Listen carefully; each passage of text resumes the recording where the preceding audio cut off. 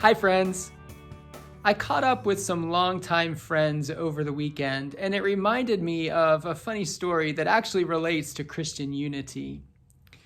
It was the summer of 2009, and we decided to combine our annual youth mission trip with an outdoor music festival. The festival was called Alive, and it was in northeastern Ohio, and we were going to do that for 4 days and then go on to Buffalo, New York, and do our mission project for a week. Ambitious and exhausting, I know, especially considering that while we were at the music festival, we were tent camping. The music festival was one of those setups where there were 3 or 4 stages and music going from sunup to sundown and teenagers everywhere. Now, I like camping, I like music, I like teenagers. What I didn't like was the rain. I should have known it was going to be a rough week when at the very first concert on the very first night, there were tornado warnings. The rain came mostly at night, which I guess was good because it didn't affect the music that much, but it made the area a huge, muddy mess. At one point, we had to build a floating fire to roast hot dogs for lunch.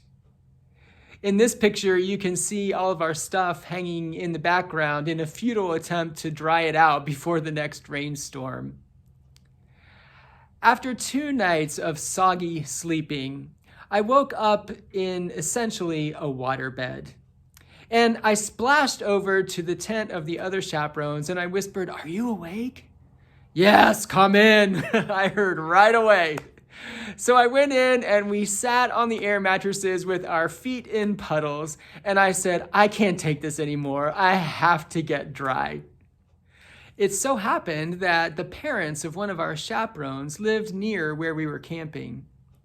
She said, "Maybe I can call my parents and see if we can sleep in the basement of their church." That sounded like a great idea. They were Lutheran.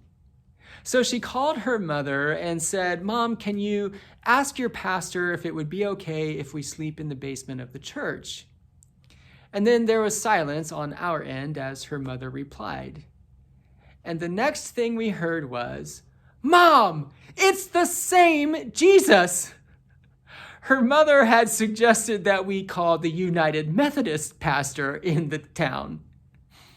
We ended up staying in the basement of the Lutheran church, and we had a great time and we made some new friends. A dry basement never seemed so luxurious. That was just the beginning of our adventures on that trip. One of our vans broke down and we had to repack all of our stuff and put our stuff and us all in one vehicle. One of the places that we served had us working all day doing something one way and then changed their mind and had us redo it all the very next day. And I remember being thrown into a swimming pool. Actually, that happened several times on mission trips. But when I think about that trip, the first memory that comes to my mind is sitting in that wet tent and hearing my friends say, "Mom, it's the same Jesus."